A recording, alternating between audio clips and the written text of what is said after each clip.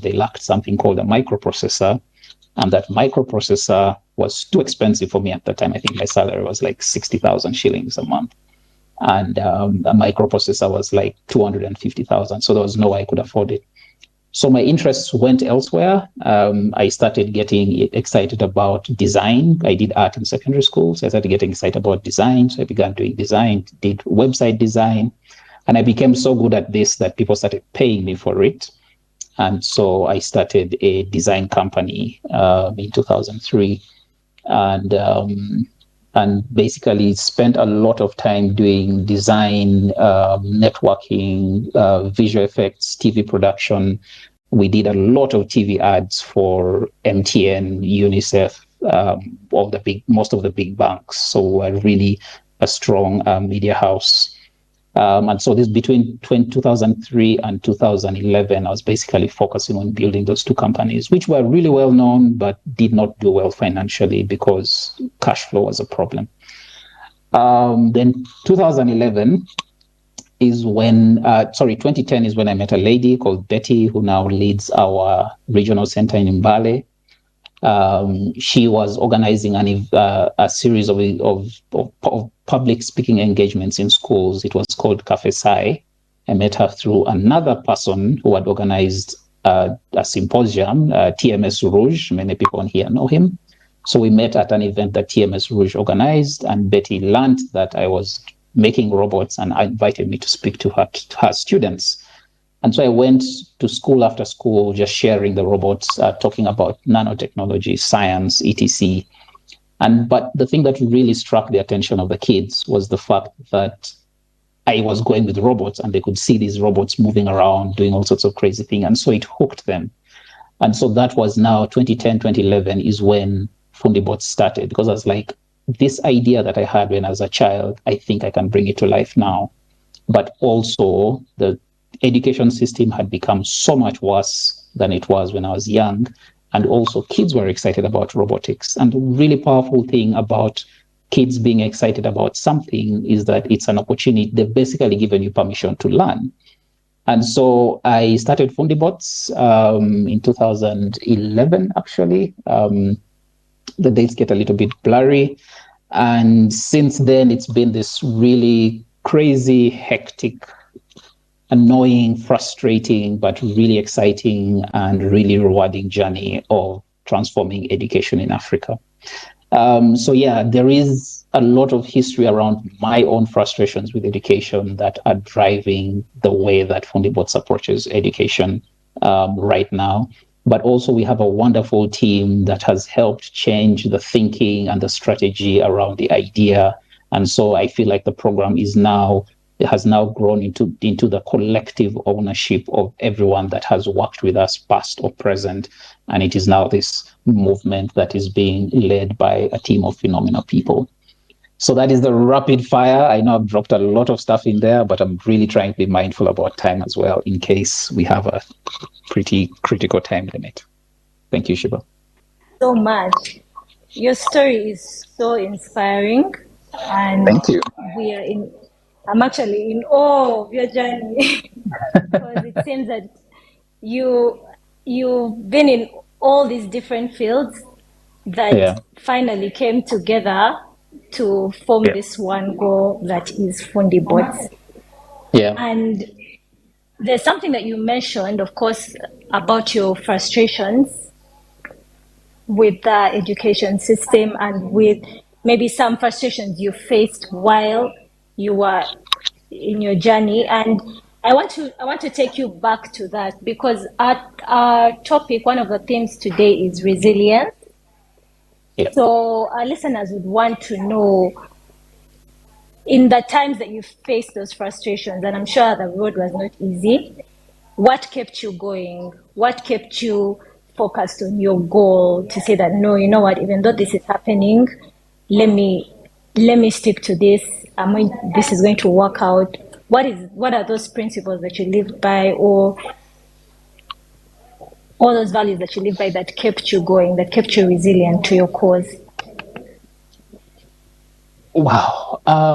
So every time I'm asked this, I feel like I have different answers, but they're all generally sort of, it's like this nebulous cloud of the same responses. So let me hope that first of all, I'm really, really stubborn. When I latch onto an idea, those of you who've watched any of my experiments with art or AI or wherever, you know that when I latch onto an idea, I just can't shake it off. So I like challenges, especially challenges that, especially things that challenge me creatively or mentally. Like if it's a problem, I need to find a solution to it. And businesses are basically about solving challenges. So you'll find that, why aren't you selling? Why aren't products moving? That's a challenge. And I'm like, how do we resolve this? How do we fix this? And so I really thrive on the idea of challenges, but also I have a lot of faith. I'm one of those people that believes that somehow things will align. I am a Christian. I'm not a church-going Christian because I have my own reasons, but I am a Christian and I believe in a higher power. And for me, it's basically a question of I am put onto this world for a reason, and as long as I feel like I am aligned to what I call my passion and purpose, then I feel like I am okay to keep doing this. And so resilience for me is about waking up every single day and reminding myself why I do this. Obviously, it's not easy. It's extremely difficult. Again, those who follow me know that I share a lot about failure. I share a lot about the challenges of social entrepreneurship. There are some times when I actually have to hold myself back and not share certain specific details. But I like people learning from mistakes. And so I want people to learn from that. So it's not easy, but the resilience also is once you start a movement, once you begin creating a movement and people are excited and invested in it, and then you begin getting people around you, it sort of fires you up. And so you basically say, you know what, today might have been absolutely horrible, but let me sleep and then tomorrow we'll try again. And so I believe in that mantra of get better tomorrow, do more today than you did yesterday, try again. Um, and hopefully things will work out. It's not very healthy. I have very poor sleeping habits, and part of that has really caused me stress, especially as I grow older. But for me, it's just a question of what is the next thing that I can resolve. And sometimes resilience is about ignoring the big picture and saying what is the problem that I need to solve today in order to move forward tomorrow. So sometimes many of us get overwhelmed by this big vision that we have, like you want to expand across Africa. Yes, that will happen, but you need to break it down into what are the actionable steps you need to do this year, this month, this quarter, this week, today, or even this hour. Like, what's the most important thing I can be doing in this hour?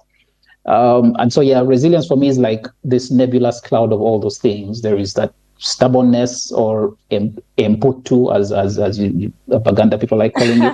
There's that Yes. there's that stubbornness where I'm like, I have to resolve this. There is faith. There is purpose. I believe that we as Africans can create a better Africa, and the people who should be leading that journey are people like us.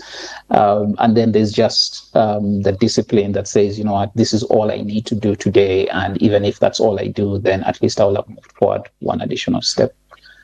Yeah. Wow. All right. Thank you so much, Solomon. I love one thing that you've mentioned there, which is knowing your why. Remember why you Yeah. started what you started. Remember why you started. Yeah, I Yes. love that. I think people tend to forget, you're faced with problems and you you can't see beyond the problem. You can't see beyond it. All you Yeah. can see is that. But I love that answer, and I hope our audience is listening as well. Remember your why. Challenges can be a good thing because they push you in the right direction. They push you into finding solutions. You had it first Yep. here from Absolutely. Mr. Solomon. Maybe you should also put writing as one of your many talents because you have a way with words as you are, going Thank into you. everything. I used to write, but I stopped because I Oh, would get all sorts of get all sorts of weird feedback. So I was like, you know what? I will write when I'm not bothered by what people think about my oh, writing. really? Weird feedback being Yeah. bad, being good.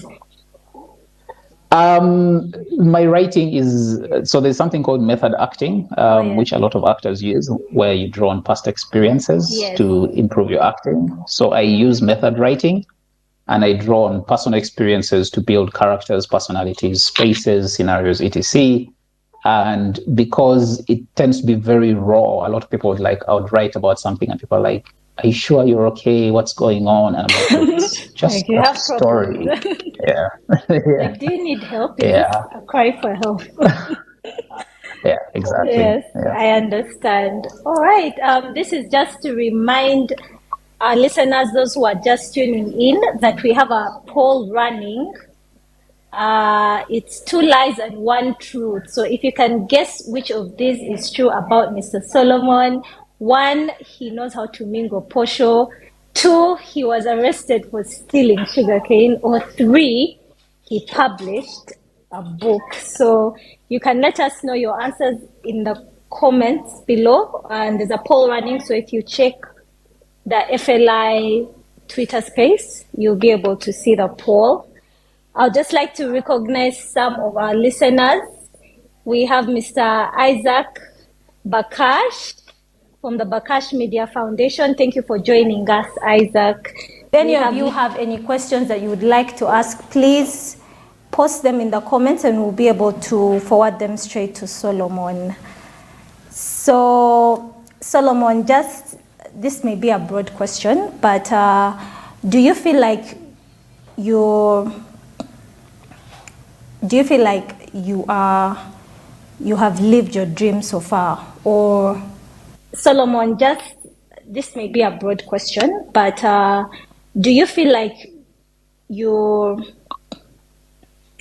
do you feel like you have lived your dream so far, or you are living you let us know that you living your purpose? So do you feel like you Yeah. have achieved the epitome of your dream, or there is more to come? That's a really tough question, and I think that for anyone who's quote unquote called to leadership, or for anyone who believes that they are doing something that is greater than them, there's always that um, that fight between what you as the individual wants and then what the purpose or your calling needs, right?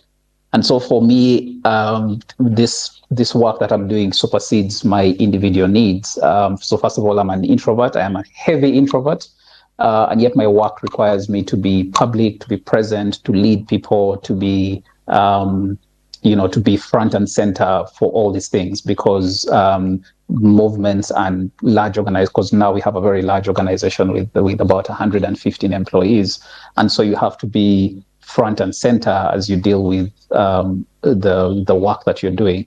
So for me as Solomon, I feel like I haven't yet even begun doing what I want to do, because this work has taken me off a tangent. I want to be an engineer, an inventor. I want to explore my full creativity. But the work that I have to do does not give me a lot of room for that, and it's just one of the many sacrifices that we make as leaders. Like there's always this greater good thing that you have to be conscious of. For Fundibots, I would say that our goal is to reach 1 million African children by 2030. We have about 6.5 years left to do that, so that's really crazy. But the team is very well aligned to that, and I think that we are making very good progress. So personally, for me, I would probably say that I haven't achieved 10% of what I want to do, and I think that for Fundibots, we are close to 8%, but Fundibots is on a much faster trajectory than I am. But overall, we are sort of moving, we're both steadily moving in the same direction. And hopefully both entities, that is me and Fundibots, will have some measure of peace when it all ends. Yeah. Oh, wow. Okay. Thank you for that. I believe that you're almost there. I believe you shall achieve. You personally and also for the Thank you. cause. I believe. So going into the most exciting part, I know we've been seeing teasers about AI from your end. Of course I had to ask about this. Of course you did. Yes, we've been seeing AI teasers, and I just want to ask you, what are your views on ethics and AI? Because as the Fidelis Leadership Institute, we believe in creating a mass of ethical leaders. So ethics is a very, very big value that we promote here at the Fidelis Leadership Institute. So what are your views when it comes to ethics and AI? That's a really tough one. It's both. It's both. It's at once tough and easy. I think that ethics for AI pretty much boils down to the data that AI has.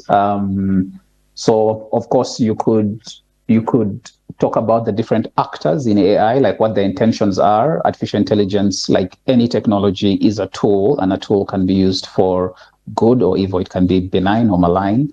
And so it really boils down to one, who are the people making these AIs and what are the intentions, but more importantly, what data is this AI being trained on or trained from? Artificial intelligence does not exist in a void. It doesn't just appear. It starts from somewhere. And this movement that we are seeing exploding now started a few decades ago, with things like the Turing machine and all that. And so the ethical conundrums around AI are: how much of our information are we willing to feed the machine? And once we start doing that, then you begin you begin running into all sorts of moralistic questions. Like, I'm a big fan of these image generation tools, like Stable Diffusion, Midjourney, etc. But these tools are trained on people's data, and part of that data is from actual artists, right? And so there is a movement, there's a challenge where this tool that you really enjoy using actually has some roots that are not as benign as you'd think. And so there is an ethical conundrum on there. When it comes to when it comes to AI in general, but particularly highly specialized AI, there is the ethical conundrum of bias, right? Like, AI is trained on data that is readily available. Most of the data that's readily available is significantly biased towards the Western world and towards certain section demographics, right? So if you're training an AI tool, for example, to look through CVs, and you're giving it historic data that says that the best roles for this are white men, then that AI is going to be created with that bias, right?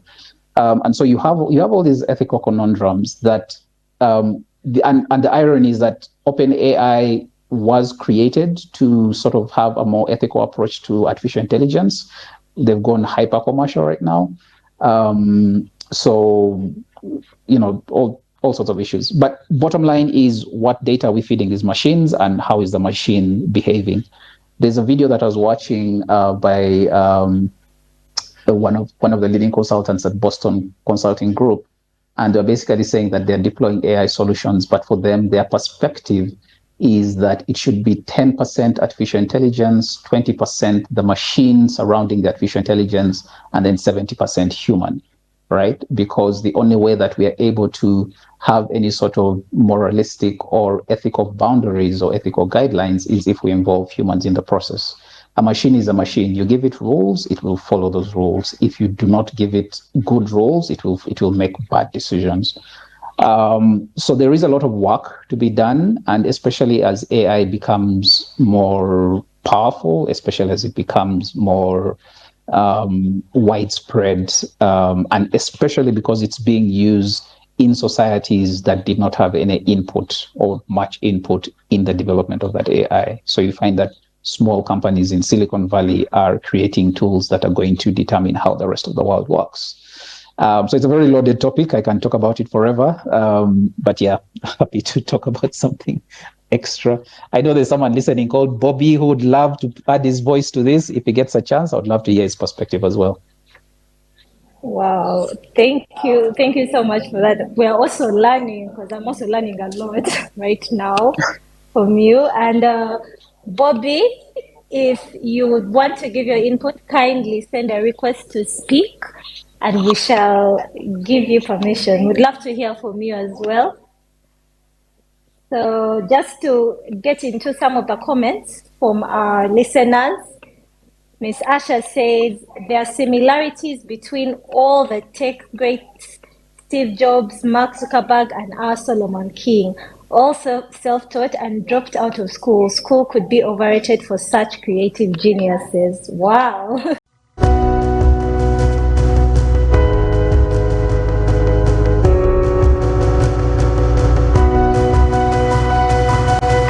Smart 24, driving business.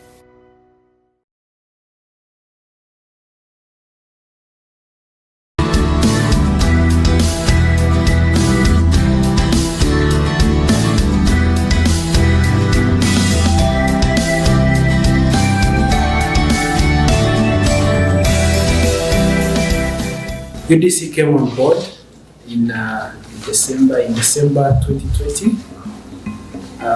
When they joined us at a time when basically we are non-operational. We have machinery, that is say the cotton gins, we have a cotton mill plant, we have oil mill. By the time UDC came on board, we are a bit challenged with working capital.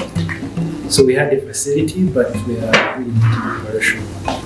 They have so far invested in us about 2.8 billion, and majorly this has gone towards working capital to revamp the production capacity. We had suddenly one of our system machines that had been not operational for about a year. We increased the capacity of the cotton mill plant from about 20,000 rolls of 500 grams a month to 80,000 at the moment, and we can even do more. Just that we are trying to shall increase the production with increase in the market, since we now have viable partners on board. Basically, we are now fully operational. The cotton season usually starts from around August and ends in March of the new year. But those are basically two seasons. Cotton season is 4 months, so it's possible to actually plant twice and harvest twice and supply. Since UDC came on board, we resumed production, and it has certainly affected us as a company positively. There are positive benefits for us as a business. There is also the community benefiting from the investment. In terms of the community, we have done lots of farmer trainings. We have organized farmers into groups, so we have an extension staff that teaches the farmers on best farming practices. Once they do well, it implies that even the yield will be bigger and better. With getting cotton seedlings, we got them from Mutuma and we started planting.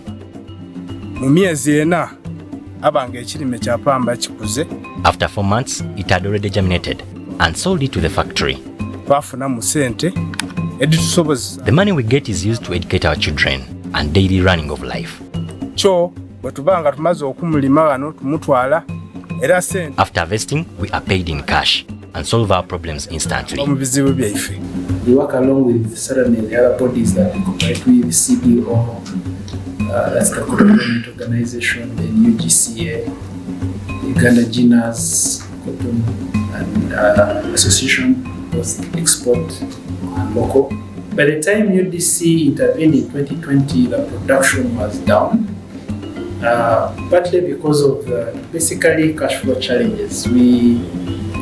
What happens in the industry is that you buy cotton from the seeds as ginners. Then once you have separated the ginnery and the seeds, you sell all the lint, sell all the seeds, close the factory, and wait for the season. And what happened is that when we decided to adorn the cotton mill plant, the opportunity was great, but it came with its challenges because it took time to develop the market and consume all the stock that we had. So that brought in cash flow challenges because if you can't sell, then you can't be sustainable. We have about 231 staff during on season, and during off season we have about 78 staff, of which 3/4 are from Soga region, and there are locals within. And also organizing them into farmer groups has enabled them to access funding from other financial institutions. Ever since UDC came on board, we increased our production capacity. And I think right now we are in position to supply the whole requirement the government or the country needs, both private.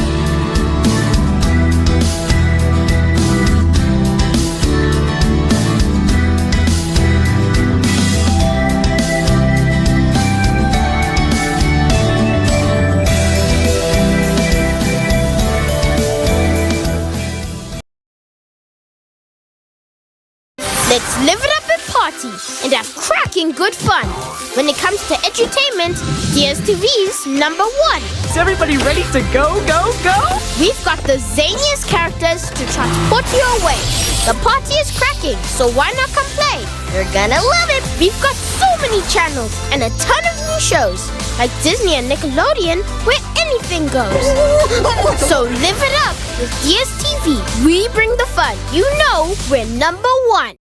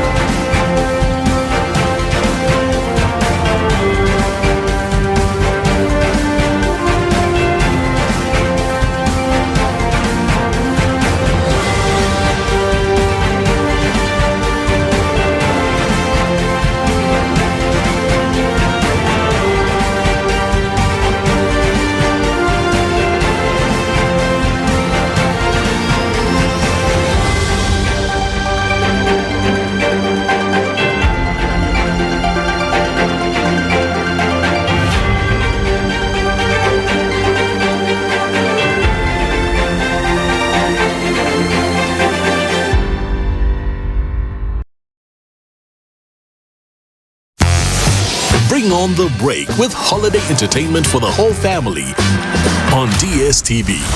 Maximize your experience by streaming on the DSTV app and upgrade your account using the My DSTV app. Bring on that local and international star power with brand new shows and sport. And of course, for the kids, bring on the fun. Visit dstv.com to get connected. Bring on the break with DSTV.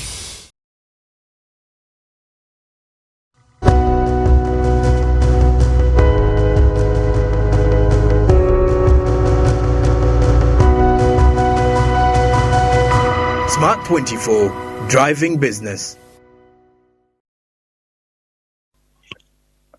I think that my biggest win right now is just seeing how far Fundibots has grown.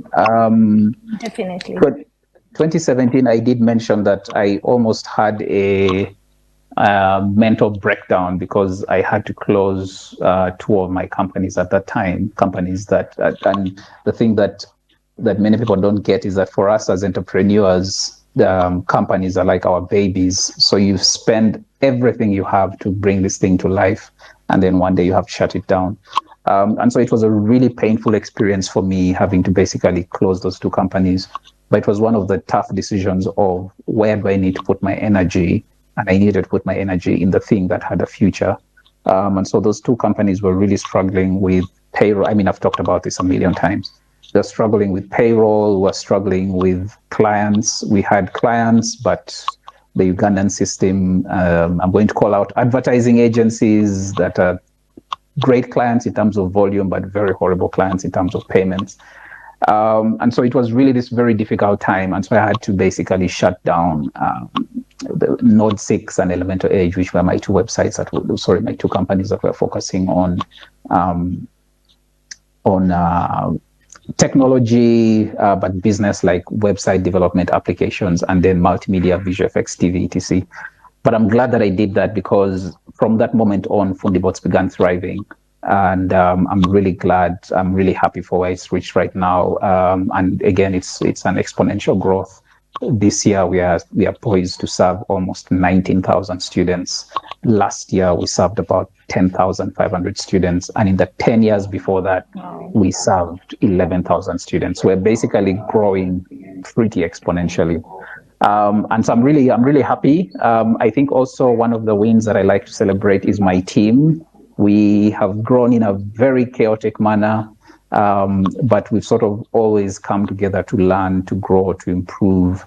And I really wish every single time that, people mention, oh, congratulations, Solomon, for doing this. I'm like, I wish you knew how much of this is the team. And I just can't list everyone. But Fundibots would not be here without the team of amazing, fantastic people that work tirelessly, whether it means that they are there to clean the office, or they're the ones writing programs or looking for grants or going to meet government officials or writing curriculum or going to schools to teach. Every single one of them has played a very critical role. So for me, that's my biggest win, like just seeing this group of people come together to continue building this movement that we hope one day is going to transform the continent.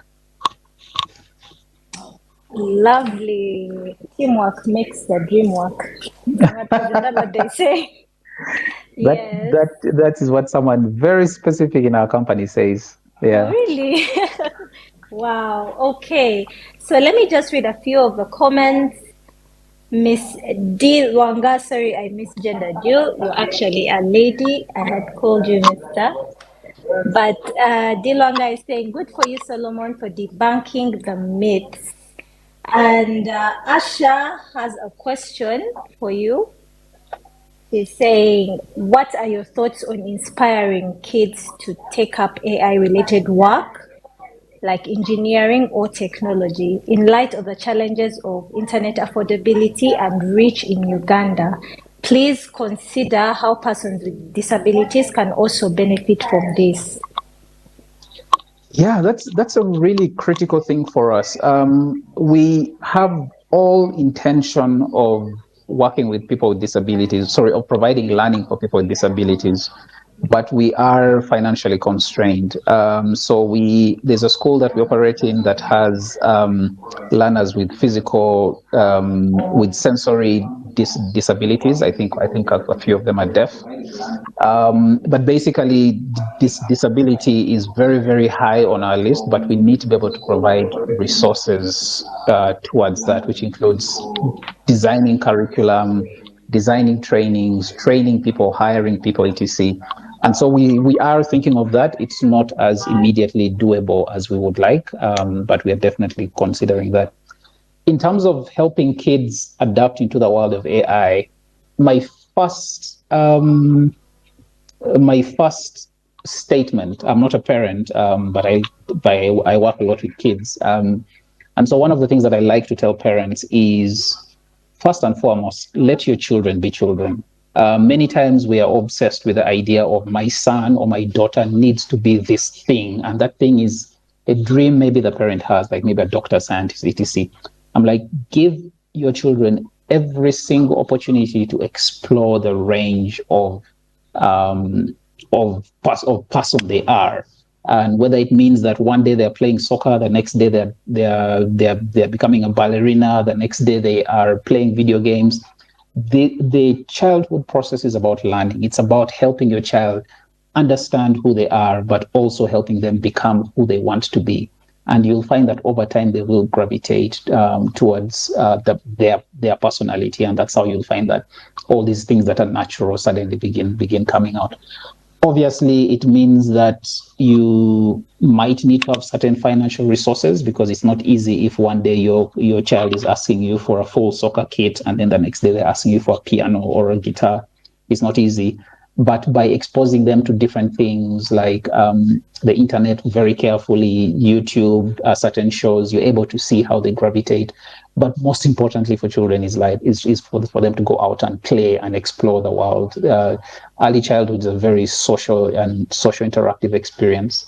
Then the next step, of course, of course for that is education. If you're able to find an education system that allows your child to be holistic, so they teach computing, they teach IT, they provide sports, extracurricular activities, etc., then go for that. Unfortunately, the majority of us are stuck in an education system that purely focuses on academics. So to that, I would say invest in your child. I know that it is hard, especially for those from under-resourced backgrounds in government schools. I would advise parents just personally invest in your child's life. Whether it's, and again, I get a lot of grief for this because people are like, oh, you're not a parent, you don't understand these things. But what I do understand is children, and I do understand that children have certain needs that, if are not met, are going to result in challenges with their academics and their futures. So as much as possible, spend time with your child, listen to them, talk to them, play with them, see what actually makes them tick, so that you know how to help them become better. And then on top of that, once you're done with all that, then you're like, okay, so there's this thing called AI. How does it fit into this world that we are doing? And we are still very early stages. I'm not sure if there is a lot of material out there for young children to study AI, but there's material for young children to study about robotics. Fundibots also provides some of those. We'll definitely be looking into providing AI services. And just for clarity, 95% of Fundibots' audience is upcountry, rural schools. So we really, really put our energy in the government schools that are underserved. So I might be talking all these things and you're saying, yeah, but you're talking from a point of privilege. No, we actually work with really, really underserved populations.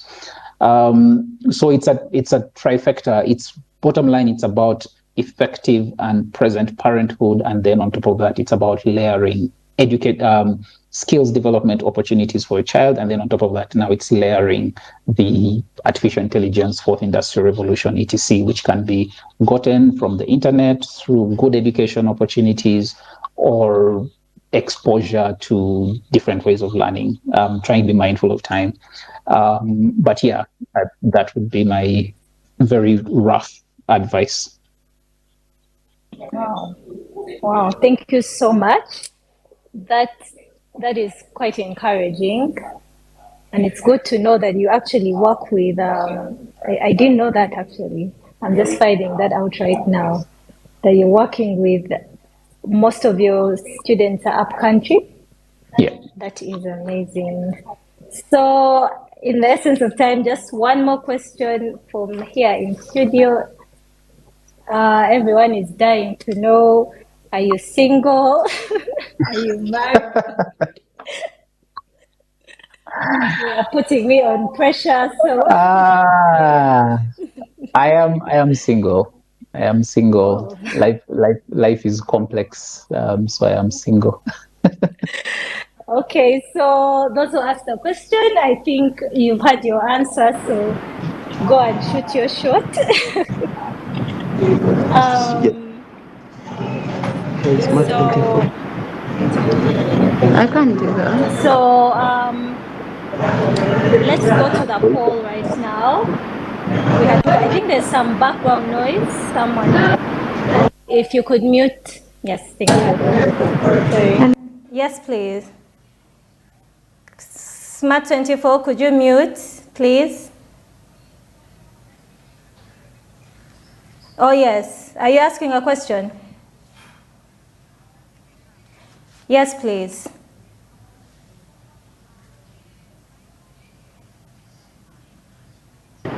I think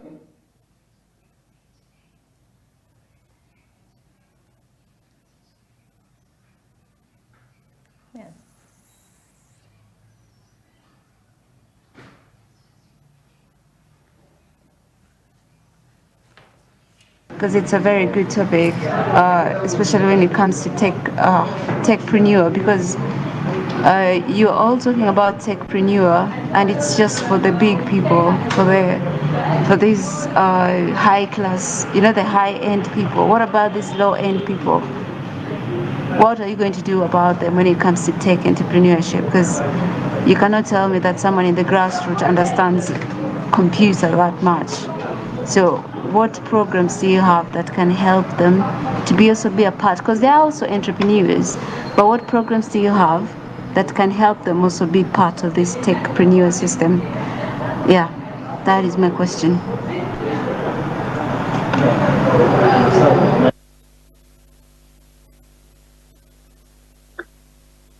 that's a so first and foremost, I find it very uncomfortable when they are called lower people. I'm like, wait, what are lower people? So I'm really hoping that you meant the underserved communities. So Fundibots actually works with those people. Like I mentioned, about 95% of our audience is rural areas. So you'll find schools where you basically travel for like 1.5 hours outside of an urban city. Actually, my own village recently had a school that joined Fundibots, and it is a very, very rural village. And so we work a lot with those populations. And we do teach them computer, we do teach them robotics, we do teach them coding. We actually go with computers to help kids learn these things better. It's not very easy to sustain because, we go with our things and then we come back with them, but we are trying the best that we can do. The other thing is that we also have a program called Fundi at Work. And even though we are just trying to get it off the ground, we work with underserved, actually for this specific program, it's designed to work with out of school youth. And these are basically kids who've dropped out of school, more often than not, O level or A level. And obviously, most people who drop out of school are people who do not have the resources and who are from underserved regions and communities.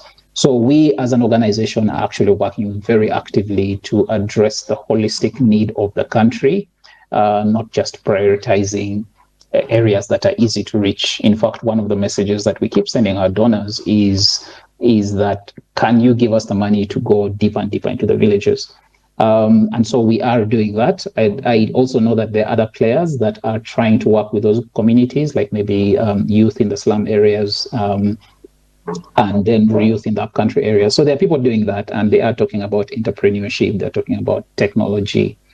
And also because we firmly believe that the people who are best placed to solve solutions are people who are rooted or embedded in those communities.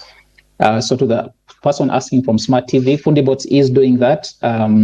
We don't have enough money to do it across the entire country or across Africa, but we are doing our part. And this year, I would say that we are providing learning for probably more than 8,000 or 9,000 young people in that situation of underserved or hard to reach areas.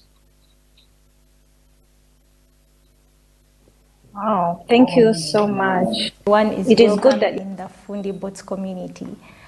So I don't know if we have any other questions from our listeners. Let me just check the chat and see. Gerald is asking who or what inspires Solomon King. I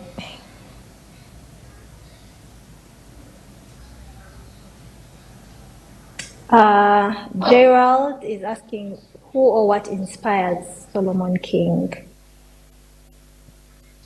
Wow. Who inspires me? I feel like that's a really, really tough question. I feel like I'm inspired by challenges.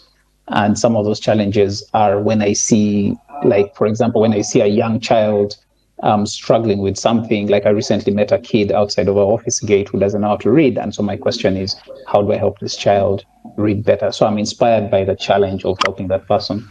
But in terms of like business leaders, I Gwynne Shotwell, the president of SpaceX, is one of my heroes. Bob Iger, the current president of Disney, is one of my heroes. I used to have other heroes who have I won't mention names, but they've basically shown that they are not as heroic as I once thought. One of them just recently bought a huge social media platform, so I'm no longer as inspired. But basically, my inspiration is the challenges that the world has and the people who are living within those challenges. My inspiration is always like, how can I help that person get better? Okay, that's good. So Jay, I hope your question has been answered. That's about Solomon's progress. I think he has achieved a lot despite the dark ages. Thankful, nowadays we have free courses online and free academies such as Aga Khan Academy, all Ivy League institutions that have free courses. Please use them. So she's giving us some pointers. You don't have to pay for some of these things. There are courses online that are offered, and you can go and get the techniques that you need. So we are running out of time, and I beg that those who have other questions, you can post them in the chat and Solomon can respond via Twitter, via the Twitter chat. But as we wind up, I would like to go back to our poll. We were playing a game called 2 Lies and 1 Truth, where Solomon gave us 3 facts about himself. 1 is true and 2 are lies. So he said that he can mingle posho. He was arrested for stealing sugarcane, and he published a book. So Solomon, the time has come. Please tell us, tell us which one is true. Oh, wow. Published a book. So, Solomon, the time has come. Please tell us, tell us which one is true. The true one is that I was arrested for stealing sugarcane. This was, I think I was in I was in P3, actually probably P2, P3 in Lugazi. And those of us who grew around the sugarcane plantations kept stealing sugarcane. And one of those days I was arrested. Of course, I was released, but it's still a memory. It's a core memory for me. It's a core memory. Yeah. Okay, that's very interesting. I really wish we need to have another session on this, and we'll make sure we organize one. Thank you so much for joining us. Thank you so much for sharing all this insight. This has been very interesting. It's been very engaging. This is the most engagement we've had. People really want to know your story. So we really need to bring you back here. Maybe as a host next time. Yes. So thank you so much, Mr. Solomon. Thank you so much. The FLI handle, so you can also check that out in case you're just joining us now. I would also want to remind our listeners that as FLI, we are having a FAT Fellowship program. It is a leadership training program that runs for 16 weeks. So we are going to start our second cohort in the end of June, and we urge people to apply. Please apply, send in your applications. You can check out our website. The link is on our Twitter handle, for the Fidelis Leadership Institute. Check out our website and find out more information about the fellowship and how you can join. Otherwise, I would like to wish all of you a good evening. Thank you so much for joining us, and see you next Thursday. Thank you. Yes, please.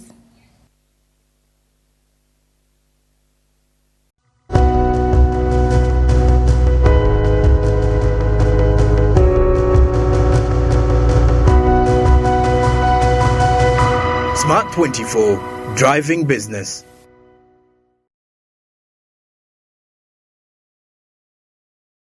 Let's live it up and party and have cracking good fun. When it comes to edutainment, DSTV's number one. Is everybody ready to go, go, go? We've got the zaniest characters to transport you away. The party is cracking, so why not come play? You're gonna love it. We've got so many channels and a ton of new shows, like Disney and Nickelodeon, where anything goes. So live it up with DSTV. We bring the fun. You know we're number one. Gambe sobugabi tungaza MTN Freedom Bundles ezetine bukomo nyega star M00 star ibiri M# ninga MTN app ahabwa bundles nyamwingi twena hamwe tine chukuturema.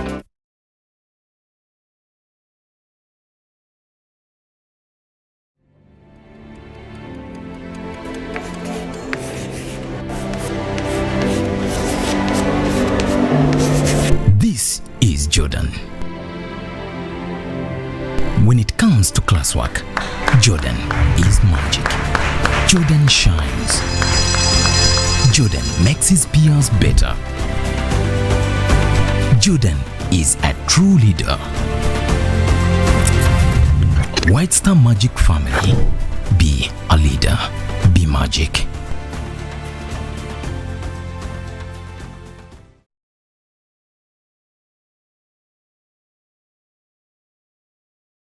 Say goodbye to paperwork and travel costs. Now every MTN customer can register to invest in securities anytime and anywhere with Zabu in a few simple steps. Step 1.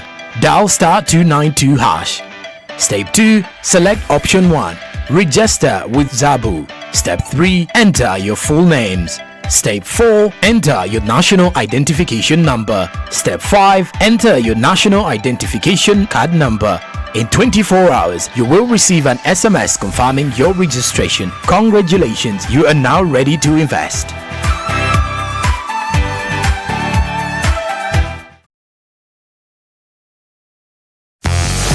Bring on the break with holiday entertainment for the whole family on DSTV. Maximize your experience by streaming on the DSTV app and upgrade your account using the My DSTV app. Bring on that local and international star power with brand new shows and sport. And of course, for the kids, bring on the fun. Visit dstv.com to get connected. Bring on the break with DSTV.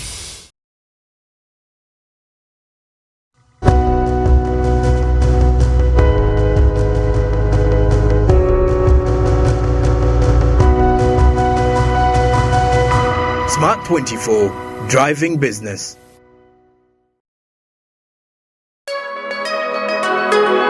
Expansive and expensive.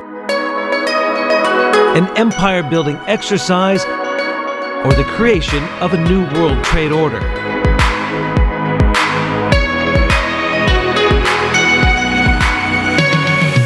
It's not a program dominated by China. It's the program by which China works with other countries. Tentacles that stretch from China through Central Asia to Europe, to the Middle East and Africa, to India and Southeast Asia, over land and sea, through some of the world's most uncharted economic territories. Defaults can always happen. Infrastructure is a risky business. A project that, when finished, will have cost China and its partners trillions of dollars. These are countries that need infrastructure. At the end of the day, money will drive this process forward.